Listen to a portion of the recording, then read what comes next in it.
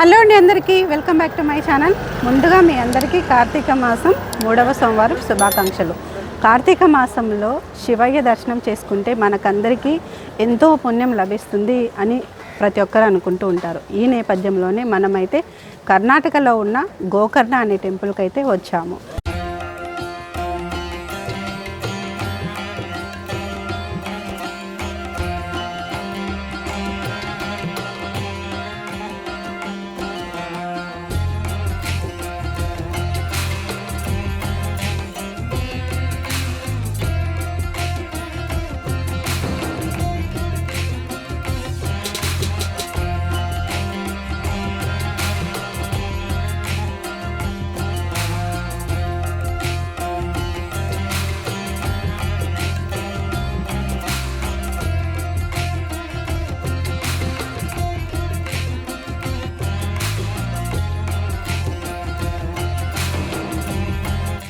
Gokarna Mahabaleshwara temple అయితే నా వెనకల ఉంది. శివయ్య సాక్షాత్తు స్వయంభుగా వెలిసిన ఈ మహాశివలింగాన్ని దర్శించుకోవడం నిజంగా మన జన్మజన్మల పుణ్యఫలం అని మనం చెప్పుకోవచ్చు. సో అలాగే గోకర్ణ అంటే గోకర్ణ ఆవు చెవి ఆకారంలో ఉన్న టెంపుల్ కాబట్టి దీన్ని గోకర్ణ అంటారనమాట. సాక్షాత్తు ఆ రావణాసురుడు తపస్సు చేసి శివయ్య ప్రత్యక్షమైన తర్వాత తన ఆత్మలింగాన్ని రావణాసురుడికి ఇచ్చిన ఆ శివయ్య దర్శనం మనం చేసుకోబోతున్నాము. రావణాసురుడు ఎన్నో ఇయర్స్ తపస్సు చేసిన తర్వాత శివయ్య దర్శనం ఇచ్చిన తర్వాత తన ఆత్మలింగాన్ని రావణాసురుడికి ఇవ్వడం అయితే జరిగింది. అంతటి రావణాసురుడు ఈ ప్రదేశంలో అంటే గోకర్ణ అనే ప్రదేశంలో ఆత్మలింగాన్ని ఉంచి పూజలు చేయడం జరిగింది. అందుకనే ఇంతటి మహత్యమున్న ఈ గోకర్ణకి గోకర్ణ అనే పేరు వచ్చింది. ఇక్కడ సాక్షాత్తు పరమశివుడు అయినటువంటి ఆత్మలింగాన్ని మనం ఇప్పుడు దర్శించుకోబోతున్నాము. ఇక్కడ నా వెనకాల కనిపిస్తున్నది గోకర్ణ టెంపుల్ అన్నమాట. సో టెంపుల్ చూడడానికి చాలా సాదా సీదేగా కనిపిస్తుంది, కానీ ఎంతో మహత్యం ఉన్న ఈ టెంపుల్ అయితే నిజంగా మనం అందరం దర్శించుకోవాలని మనం చెప్పుకోవచ్చు. సో మనమైతే ఇప్పుడు టెంపుల్ లోపలికి వెళ్ళి ఇక్కడైతే చూద్దాము. ఇంకా లోపల ఆ పరమశివుడి మహిమలు, పరమశివుడి ఆకారం ఎలా ఉందో నేను కూడా చాలా వెయిట్ చేస్తున్నాను. సో నాతో పాటు మీరు కూడా రండి, మనం ఆ శివయ్యని దర్శించుకున్నాము.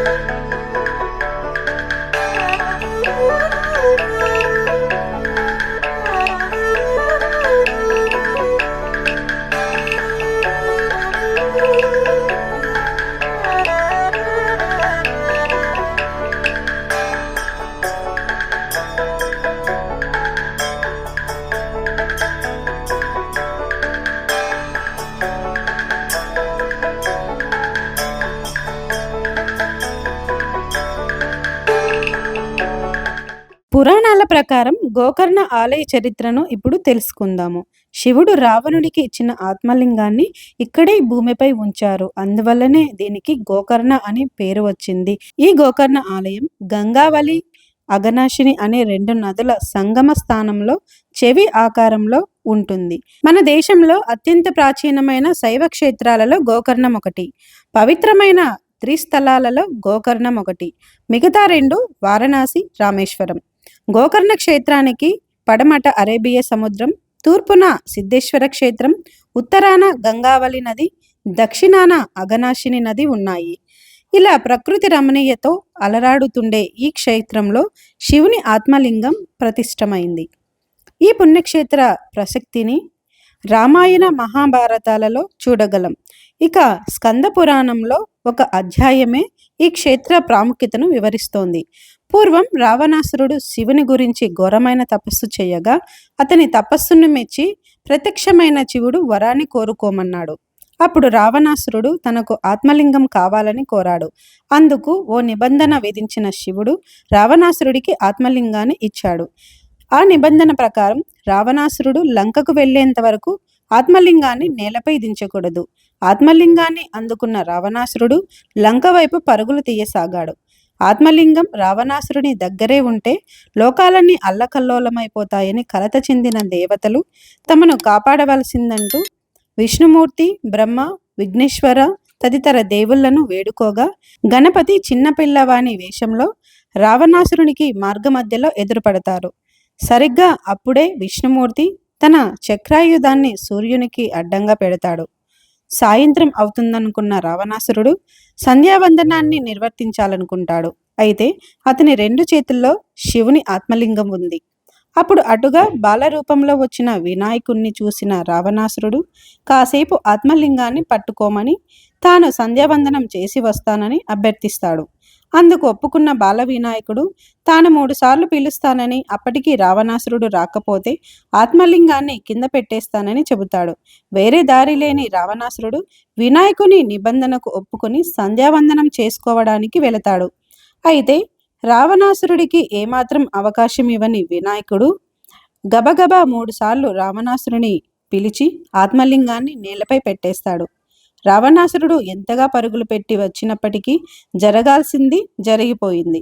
ఆ సంఘటనను కోపగించుకున్న రావణాసురుడు బాల వినాయకుని తలపై ఒక మొట్టికాయ వేస్తాడు. ఫలితంగా గణపతి తలపై నొక్కు ఏర్పడుతుంది.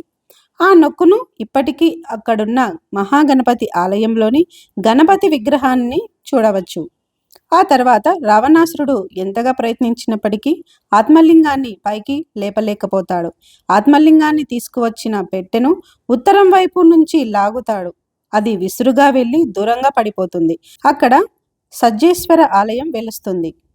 పెట్టె మూతబడిన చోట గణేశ్వర లింగం ఉద్భవిస్తుంది. లింగంపై కప్పబడిన వస్త్రం పడిన చోట మురుడేశ్వర లింగం వెలుస్తుంది. పెట్టెకు కట్టిన తాళ్ళు పడిన చోట దారేశ్వర లింగం ఉద్భవిస్తుంది. ఈ లింగాల మధ్య స్వామివారి ఆత్మలింగం మహాబలేశ్వర లింగంగా గోకర్ణంలో వెలుస్తుంది. ఆత్మలింగంతో ముడిపడిన 5 క్షేత్రాలను శైవ పంచక్షేత్రాలని పిలుచుకుంటారు. ఇంకొక కథనం ప్రకారం పాతాళ లోకంలో తపస్సు చేసి భూలోకానికి వస్తున్నప్పుడు భూమాత గోరూపాన్ని ధరించిందంట. ఆ గోవు చెవి నుండి పరమేశ్వరుడు బయటకు రావడంతో ఈ క్షేత్రానికి గో అంటే ఆవు, కర్ణం అంటే చెవి. ఈ నేపథ్యంలోనే గోకర్ణం అని పేరు ఏర్పడిందని పురాణాలు చెబుతుంటాయి. ఈ గోకర్ణ క్షేత్రాన్ని దక్షిణ కాశీ అని, భూకైలాసం అని కూడా భక్తులచే పిలువబడుతుంది.